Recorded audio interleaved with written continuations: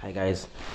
So guys, let's continue with our peptic ulcer disease tutorial.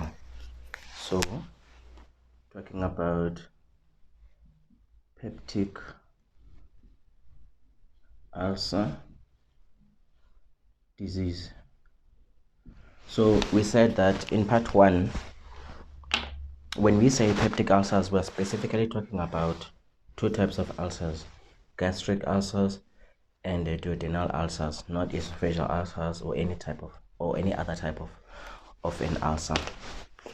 So we said that an ulcer is a defect that is found in the gastric wall, and it penetrates through the mucosa, submucosa to the muscularis. Then that's an ulcer.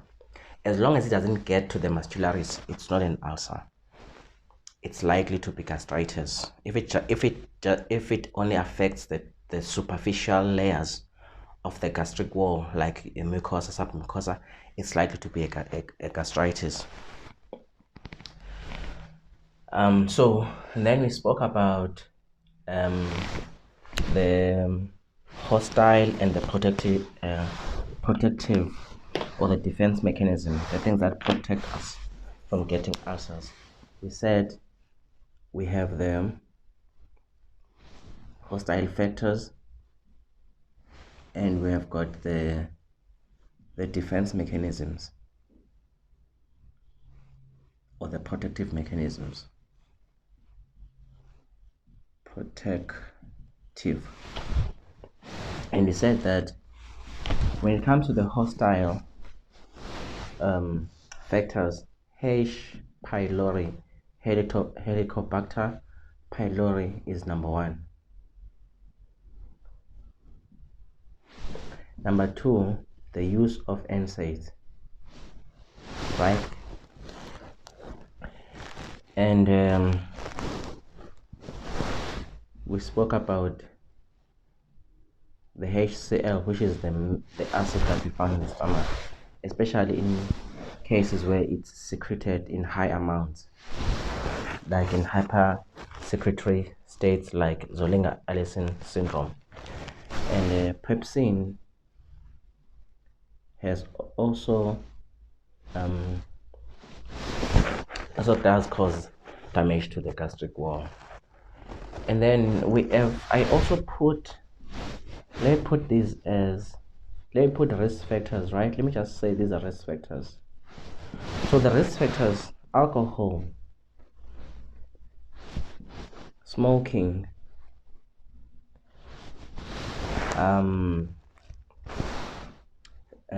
psychological stress,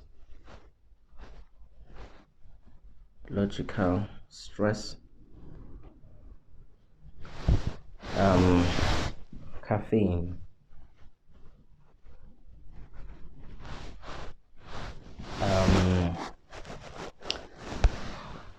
elderly. No, the fact that you are old, you are at risk of getting ulcers. So I'll put these as risk factors.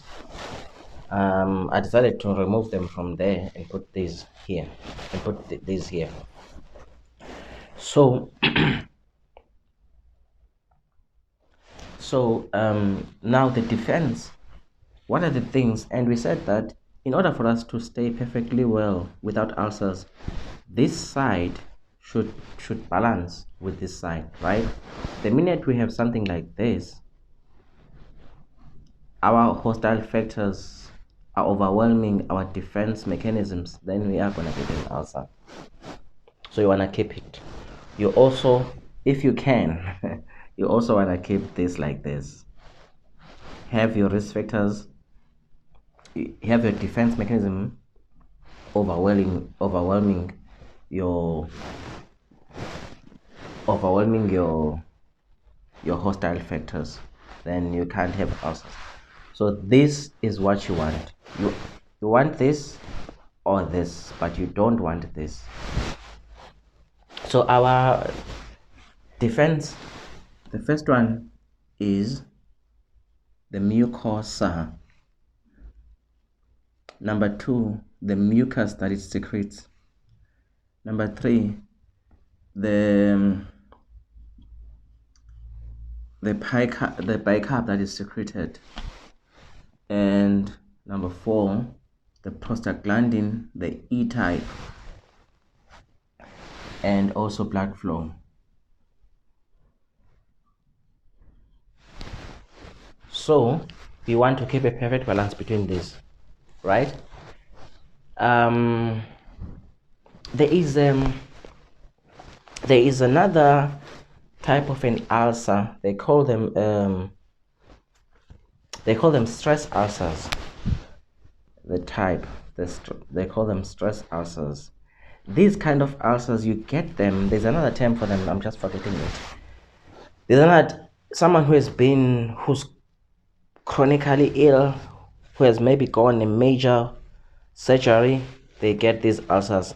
That's why when someone is going for a major operation, they're usually given PPIs as a prophylaxis, because there are patients who develop ulcers from as some form of a systemic response, because they are chronically ill, critically ill, patients in ICU, patients who have undergone a major operation.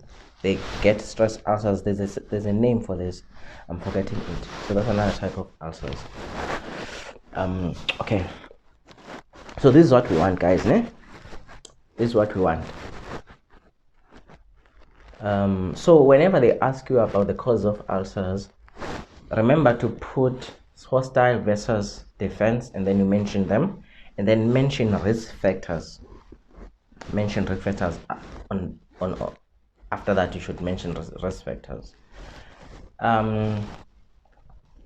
So let's talk about H. pylori just for a few seconds, guys. This is clinical medicine, so there's no way I'm gonna be going very deep in any of these things. But what is sufficient to know is that H. pylori is a gram-negative bacteria, and there isn't anyone who's really sure how we get it. But the assumption is that we remain hosts for a very long time. You get it via the fecal-oral route, especially in areas of low social economic status, which means like your third world countries now. It should be very common, and apparently you get this infection at a young age, and then you grow with it, and then it manifests later in life as ulcers. So they say it's a fecal-oral route, which means that someone is ingesting water that is infected. So that's just that about H. pylori, but it becomes very, very important. It becomes, in the management, you're gonna see. That's why we talk about triple therapy. It's because of the H. pylori, and research that has been done shows that as long as the patient has got H. pylori infection, we have not managed to eradicate it, that patient will continue to have ulcers. And another bad thing now about this, if you keep having ulcers, the risk of having cancer increases, right? And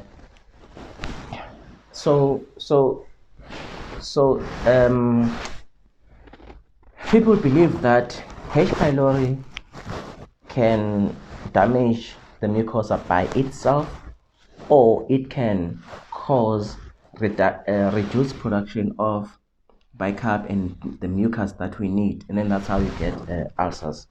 Just like NSAIDs, they block this prostaglandin from being produced, and if prostaglandin E is not produced in the mucosa, then it means we won't have, because the prostaglandin plays a very important role in the production of the mucus and also in the production of the bicarb. So the minute you wipe this out or you block it, it means that now you're not going to produce this in sufficient amounts, and also this, so you are prone to having ulcers. That's why we need our NSAIDs, guys. That's why we need our prostaglandin. So giving a patient a lot of NSAIDs when they've got ulcers, or giving them high dose of NSAIDs, it means we are blocking this guy. And if they already have ulcers or they've got other factors, let's say maybe they are drinking and then we don't say that also they are smoking, then they might come in with peptic ulcer disease later on. Yeah. Okay. As we all know that when it comes to pepsin does damage cells, and the only, because pepsin is an active form of that enzyme. Pepsinogen is the inactive form. So if pepsin has been activated, if pepsinogen has been activated into pepsin, that's when it starts to degrade cells. But as long as it's pepsinogen, it won't. So in states where it's hypersecreted and you've got other factors as well, it also becomes problematic as well. Let's say you already have other risk factors, and then pepsin just takes a chance and just makes the whole situation worse. So that's that, guys. So let's talk about the clinical presentation. How do a patient with ulcers present? How do they present?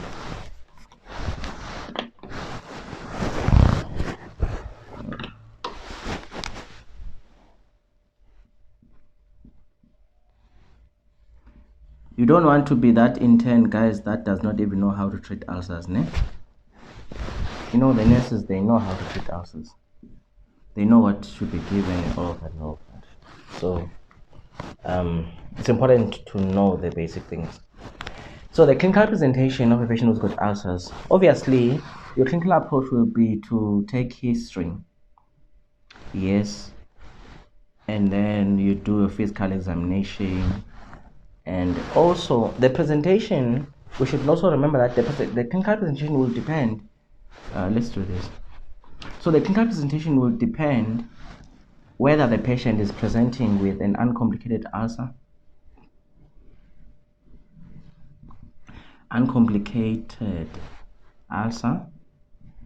or complicated, right? When they present with a complicated ulcer, it's either, so the complications that we know, it's a bleeding hemorrhagic. So this patient is likely going to present with coffee ground vomiters, hematemesis. They might also have melena and epigastric pain, nausea, vomiting, all of that. That's someone who's got hemorrhagic peptic ulcer. And then you can have someone who's got a perforation without really having bleeding, a perforation. So remember our our diagram. You have a stomach there, and then we said we zoomed into this, and then we've got our first layer, our second layer, our third layer. This is there. This is this one. This is the serosa. This is the muscularis. This is the submucosa. This is the mucosa. So, and we said that a true ulcer is when the defect extends to the muscularis. So which means now, if this ulcer extends further from the muscularis, it's very close to the serosa, so it can penetrate, it can perforate. Now you've got a perforation. So you've got now a hole in the outermost layer of the stomach. That's a perforation. If it happens that there is a vessel that is running there where the perforation is, that patient is gonna have hemorrhage. Okay.